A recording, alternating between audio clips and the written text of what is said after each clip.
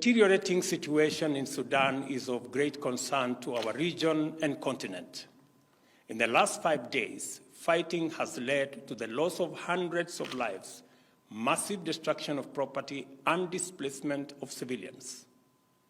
Kenya is deeply alarmed that a misunderstanding over a single outstanding item in the political framework agreement, namely the time frame for the integration of the rapid support forces into the Sudan armed forces, has degenerated into violent conflict. As a result, the parties to the framework agreement have been engaged in military confrontation. The indiscriminate deployment of lethal power and air power by both RSF and SAF has targeted military and non-military targets, causing devastating damage to property as well as strategic public infrastructure, including roads, bridges, and airports. We are also deeply concerned that members of the diplomatic community have been targeted and civilians in general have been caught in the crossfire.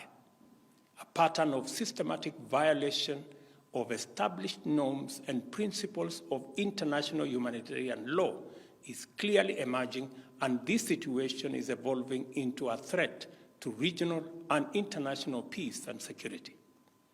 Kenya implores the leadership of the two parties to ensure full compliance with the resolution of the Intergovernmental Authority on Development Heads of State Summit held last Sunday.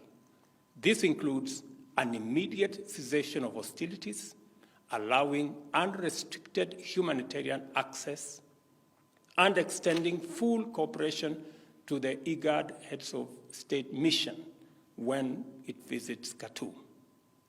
The outcome of these engagements and evidence of cooperation from the two parties will be crucial to the resumption and conclusion of the negotiations on the political framework agreement.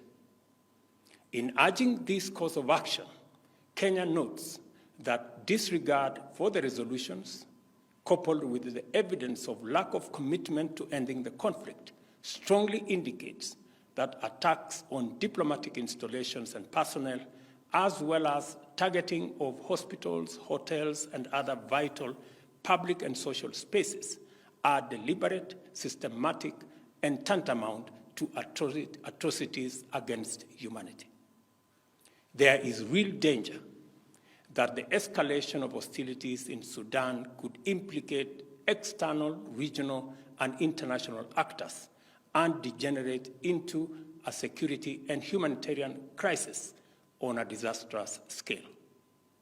It is therefore critical for an international coalition of all the actors that have been involved in supporting the restoration of civilian rule in Sudan to act with urgency.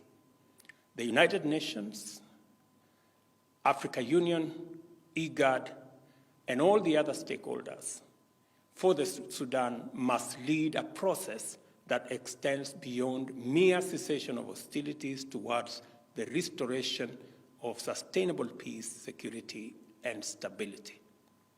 It is time to silence the guns in our region and continent so that we can focus on the urgent work of enabling our people to pursue opportunities and actualize their aspirations in peace and tranquility.